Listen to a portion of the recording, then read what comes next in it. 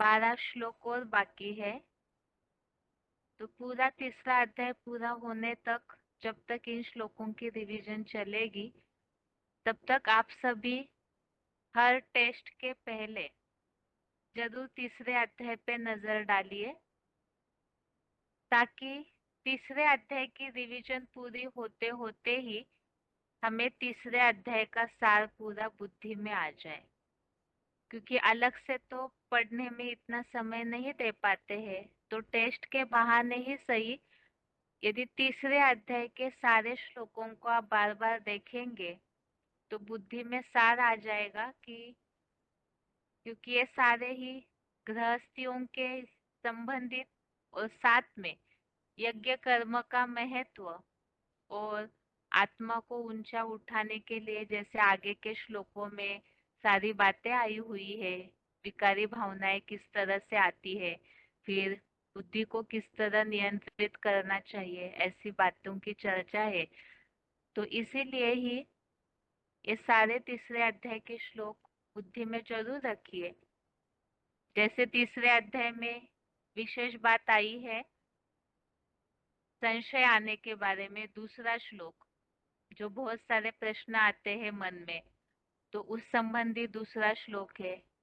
यज्ञ कर्मों का महत्व, उस संबंधित 9वें से लेकर के 16वें श्लोक तक सारी बातें बताई हुई है। बीच में तीसरे श्लोक से लेकर के 7वें 8वें श्लोक तक कर्म किस तरह करना चाहिए, सन्यासी नहीं बनना है, हठ योगी नहीं होना चाहिए, लेकिन सहज कर्म करना है, और उसका तरीका क्या है, मन से किस तरह इंद्रियों को नियमित करना है, कंट्रोल करना है, आत्मिक स्थिति वालों की किस तरह भगवान बाप रक्षा करते हैं। तो इस तरह से श्लोक नंबर और उसका सार, इस बात के लिए, जैसे 17 18वां श्लोक सतयुगी वर्णन, विनाश के समय आत्मिक स्थिति वालों की रक्षा होती है, इस तरह की सारी बातें बुद्धि में आनी चाहिए। तो आप अगर रिवीजन पूरी होते होते टेस्ट बार बार श्लोक पढ़ेंगे बार बार, तो जरूर तीसरा अध्याय सारा सार के रूप में बुद्धि में रह जाएगा। अभी आज के टेस्ट के प्रश्नों के उत्तर देखते हैं।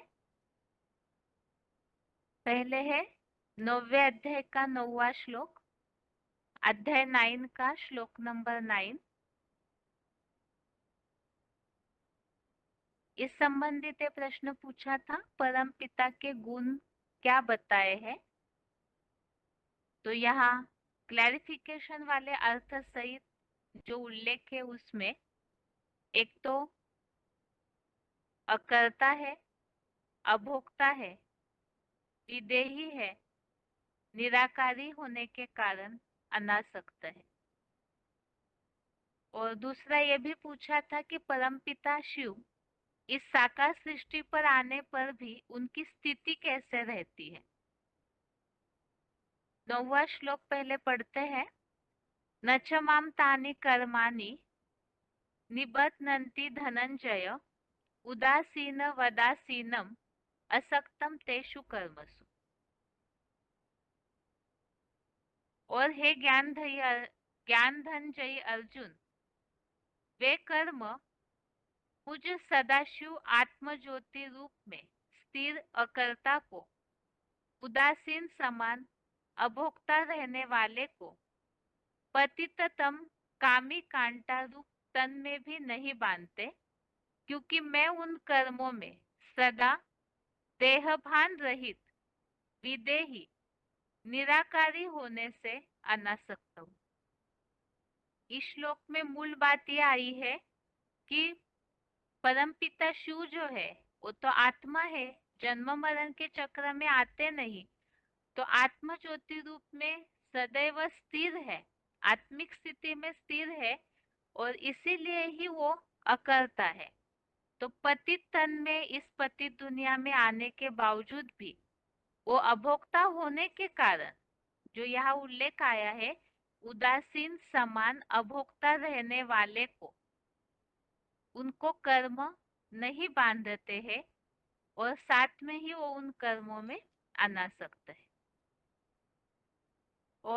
इस श्लोक संबंधित जो रेफरेंस श्लोक है, खास तो चौथे अध्याय का 14वां, ये दोनों श्लोक भी मिलते जुलते हैं, इसलिए दोनों याद रहना अच्छा है, क्योंकि परमपिता शिव के कर्मों का उल्लेख इसमें है, उनकी स्थिति का उल्लेख इसमें है, जो भगवान का परिचय देने के लिए उपयोगी श्लोक है। अध्याय 4 का श्लोक नंबर 14 और ये 9वें अध्याय का 9वां श्लोक। और आगे तीसरे अध्याय का 27वां श्लोक नंबर 27।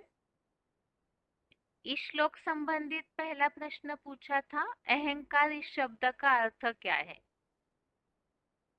तो अहंकार, अहम कार, अहम अर्थात मैं और कार अर्थात करने वाला, तो मैं करने वाला हूँ। और इस संबंधित ये पूछा था कि इस बात का उल्लेख इस श्लोक में क्यों आया हुआ है। तो यहाँ पर जो श्लोक में उल्लेख है, पहले श्लोक देखते हैं। प्रकृते क्रियमाणानि गुणे कर्माणि सर्वशः अहंकार विमूढ़ात्मा कर्ताहमीति मन्यते। सब कार्य सब प्रकार से प्रकृति के गुणों द्वारा किए जा रहे हैं, परंतु अहंकार से विशेषता मूढ़ बना पुरुष मैं करने वाला हूँ ऐसा मानता है। तो प्रकृति के जो 3 गुण है, सत रष्ट, इन गुणों में आवर्तन होता है, अर्थात रिपीटेशन होता है, ये चक्र चलते रहता है। और उस अनुसार प्रकृति के, जिसे स्वभाव कहते हैं, प्रकृति अर्थात स्वभाव या नेचर कहते हैं जिसे सामान्य भाषा में, तो उस अनुसार ही सब लोग अपने कर्म करते हैं। तो इसीलिए ही वो तो ड्रामा में जो नूंद है, जिनकी आत्मा में जो रिकॉर्ड भरा हुआ है, उस अनुसार ही वो पार्ट चलते रहता है। लेकिन फिर भी अहंकार से जो मूड बना पुरुष है, उनको ये बुद्धि में रहता है कि मैं करने वाला हूँ, जबकि ये तो सब कार्य स्वभावता ही होते रहते हैं। और इस संबंधी जो 13वें अध्याय का 29वां श्लोक हमने देखा, अध्याय 13 का श्लोक नंबर 29, ये भी बिल्कुल इसी तरह से है। और इसमें ये बात खास बताई हुई है कि जो प्रकृतिगत स्वभाव से ही सब कर्मों को किया हुआ देखता है, तो वो फिर परम पिता की तरह अकर्ता माना जाता है और वो ठीक देखता है। तो ये बात इस श्लोक से संबंधित है, जो पुरुषार्थी जीवन के लिए औरों को समझाने के हिसाब से भी, जहाँ सर्विस फील्ड में कई बार ऐसे ऐसे दुनिया में लोग हैं जो सोशल सर्विस तो करते हैं, लेकिन ये भावना रहती है कि हम ही सब कर रहे हैं। तो ऐसे आत्माओं को इस बात से समझाया जा सकता है कि ये तो सब कुछ स्वभावतः नूंद है, गीता में ही ये बात बोली हुई है। यहाँ कोई कुछ भी वास्तव में नहीं करता है, क्योंकि जिनका जो रिकॉर्ड नूंदा हुआ है वो अपने आप प्ले होते रहता है। आगे 28वां श्लोक नंबर 28 है। इसमें ये प्रश्न पूछा हुआ था, गुण गुण में आवर्तन करते हैं, इस संबंधित श्लोक में आया हुआ शब्दांकन, तो गुना गुणेशु वर्तन्त। और दूसरा प्रश्न ये पूछा था,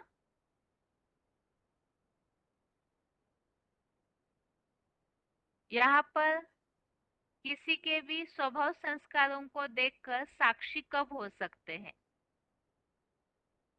तो ये प्रसंग यहाँ किस हिसाब से है, जो श्लोक में उल्लेख आया हुआ है कि गुण व कर्म के विभाग का तत्व जानने वाला, गुण सत रजादि गुणों में आवर्तन करते हैं ऐसा मानकर कभी भी आसक्त नहीं होता।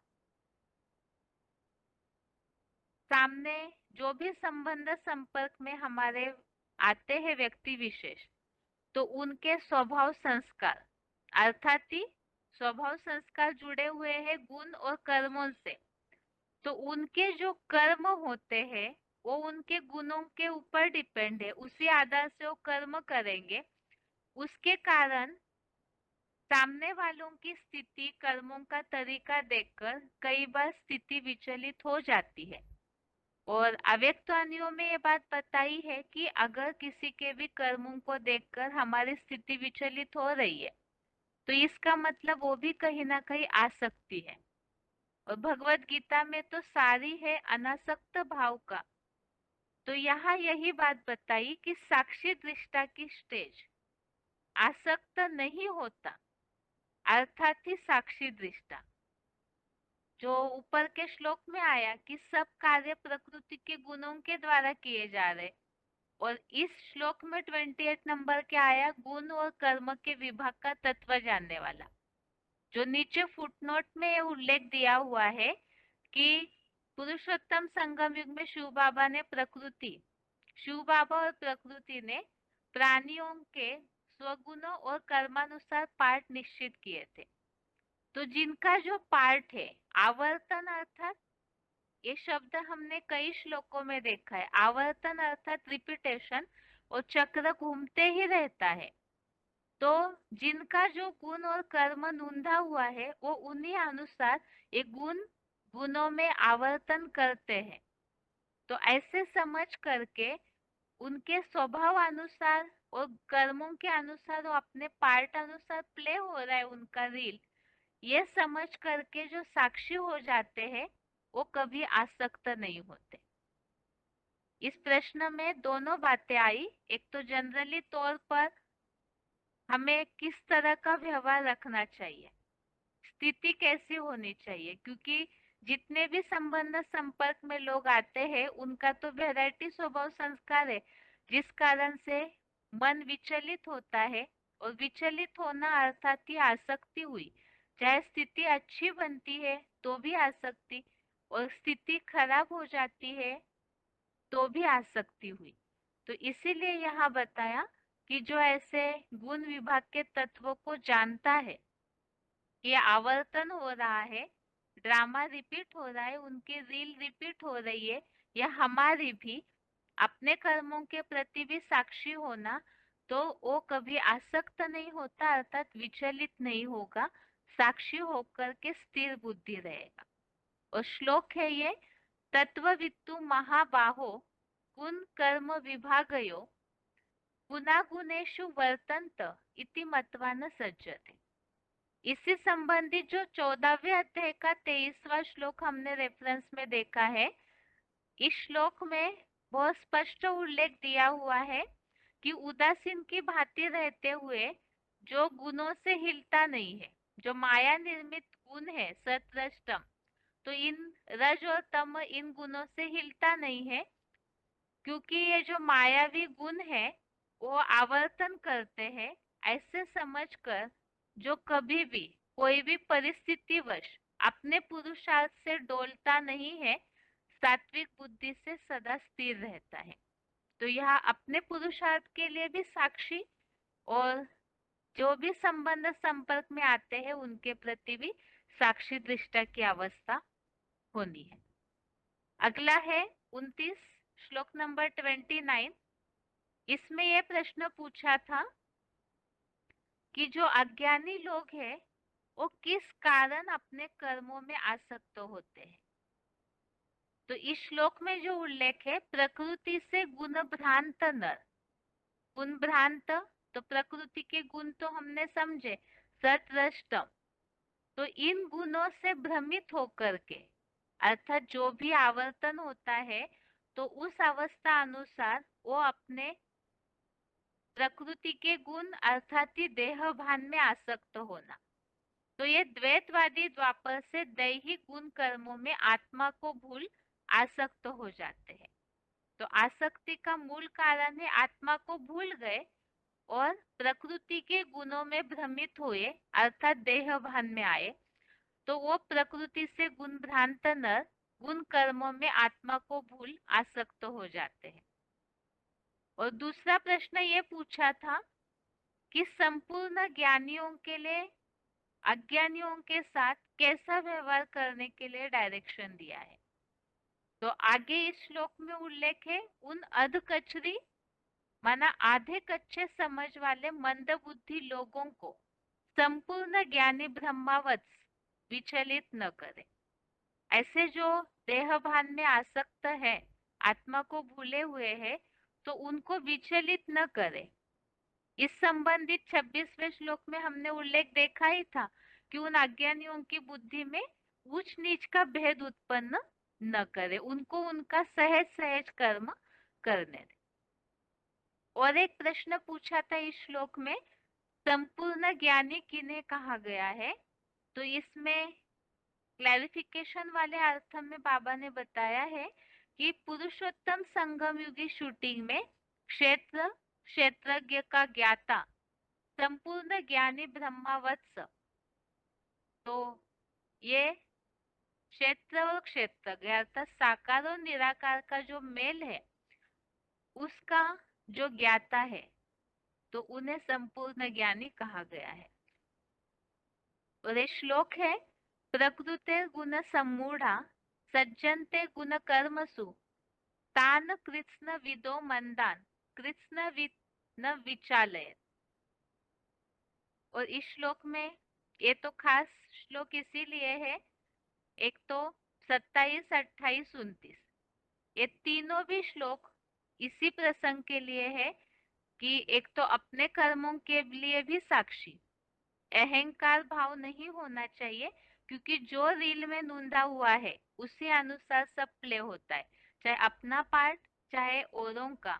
इसीलिए कोई भी बात में स्थिति हिलनी नहीं चाहिए, साक्षी दृष्टा। ये तीनों श्लोकों के समय काफी सारे अव्यक्त वाणी के पॉइंट्स हमने समझे थे, जिसमें अव्यक्त वाणी में बाप दादा ने बात बताई है कि साक्षी दृष्टा की स्टेज ग्लूकोज का काम करती है, अर्थात किसी की भी अवस्था को देखकर, गुण या कर्मों को देखकर स्थिति विचलित होती है तो आत्मा कमजोर होगी, क्योंकि वे संकल्प ज्यादा चलेंगे। तो इसीलिए ही ये सारे श्लोकों में साक्षी दृष्टा के हिसाब से ही बताया है। जो भी ऐसे देहभान में आकर, चाहे ज्ञानी चाहे अज्ञानी, अभी तो सभी कम ज्ञानी है, फुल संपूर्ण ज्ञानी जिस तरह से संपन्न अवस्था हुई नहीं, तो इसीलिए ऐसे समय में पुरुषार्थी जीवन में साक्षी दृष्टा की स्टेज हो। और 30वां श्लोक, श्लोक नंबर 30 है, इस संबंधित ये प्रश्न पूछा था, मध्याजी भव के लिए श्लोक में क्या वाक्य आया हुआ है?